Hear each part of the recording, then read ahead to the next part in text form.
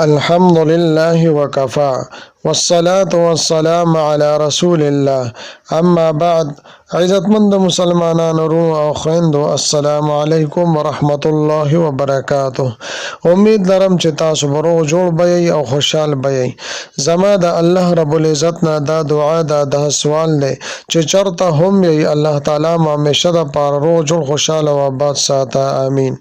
زما عزتمندو، نن د یوې نوې او خاص بهترین مجرب وظیفه سره د ستاسو مخکې حاضر شویم، او دا د الله رب العزت د برکت نوم اسم اعظم وظیفه ده.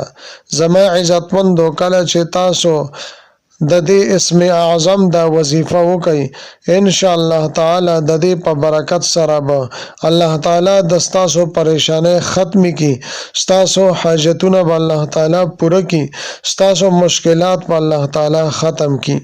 زما عزتمندو، د الله تعالی ټول صفتی نومونه او ذاتی نوم دا ټول اسم اعظم دی چې د دې په ذریعه سره الله تعالی دعاګانې قبلې، سوالونه قبلې، پریشانه مشکلات ختمی. لیکن زما عزتمندو، د الله تعالی په نومونو کې داسې یو نوم دی چې هغې ته خصوصي اسم اعظم ویل شي. الله تعالی هغه پټ ساتلی دی. کله چې په هغه نوم سره د الله تعالی نه دعا وکړی شي، سوال وکړی شي، الله تعالی هغه سوال، هغه دعا په هغه سات ټک په ټک قبلی. و زما عزتمندو، علما او فقها او صالحین او بزرگانو فرمایلی دي چې د الله تعالی کوم نومومي، چې کوم نوم هم ته د الله تعالی اخلي، چې هغه کثیر تعداد کې ته واخلي، یعنی ډېر پیرې هغه اولولې، نو د هغې نه اسم اعظم جوړ شي. زما عزتمندو، په دې ویډیو کې زه تاسو ته د یا بدیع السماوات والارض دو قسمه وظیفه ذکر کومه. د یوې تعلق د لیکلو سره دی او دویمې تعلق د وظیفې او ورد سره دی. زما عزتمندو، ستاسو په کور کې جنات وي، جادو چا کړي وي، بد نظر وي، جنگ جګړې وي، یا داسې زنانه چې هغه روغه جوړی خو اولاد یې نه کیږي، د خپل اولاد دپاره دا عمل کول غواړي، یا د چا کاروبار ټک په ټک ولاړ وي او کاروبار یې نه چلیږي، یا د رشتې دپاره تاسو دا وظیفه کوئ، نو زما عزتمندو دا عمل ډیر زیات آسان دی. لکه څنګه چې تاسو ته په سکرین باندې ښکاري یا بدیع السماوات والارض. زما عزتمندو، دا به یو کاغذ راواخلی او یو پن به راواخلی او 11 پیرې به دا ولیکئ.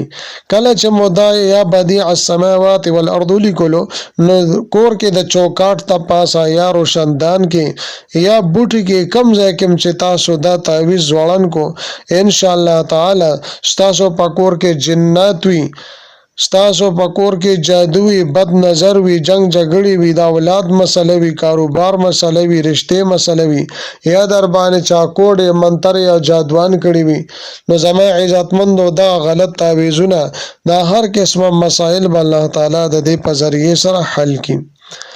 دین علاوه زما عزتمندو، یا بدیع السماوات والارض دویم وظیفه دادا، دویم عمل داده چې تاسو به تسبیح یا کاونټر راوالی او دا وظیفه به 3 ورځې پرله پسې په مخه باندې وکئ.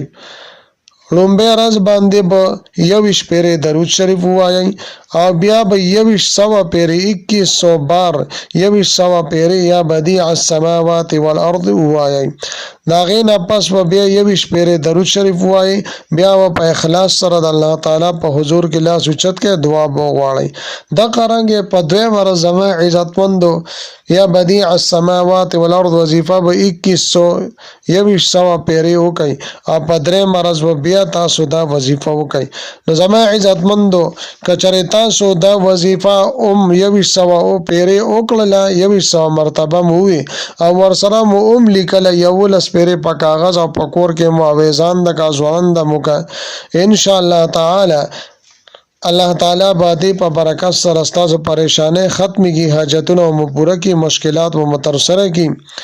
زما عزتمندو، د جناتو مسله وي، د کوډو جادوانو منترو مسله وي، غلطو تعویذونو مسله وي، جنگ جګړو بد نظر مسله وي، اولاد مسله وي، کاروبار رشته وغیرہ چې کوم قسم مسائل وی الله تعالی به د دې په ذریعے سره ختم وګرځي.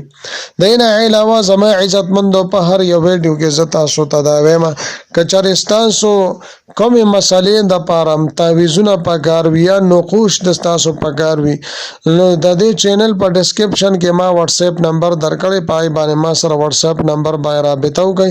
ان شاء الله تعالی تاسو ته زر تر زر چې کوم هغه نقش وی تعویذ وی هغه به تاسو ته درلیږم.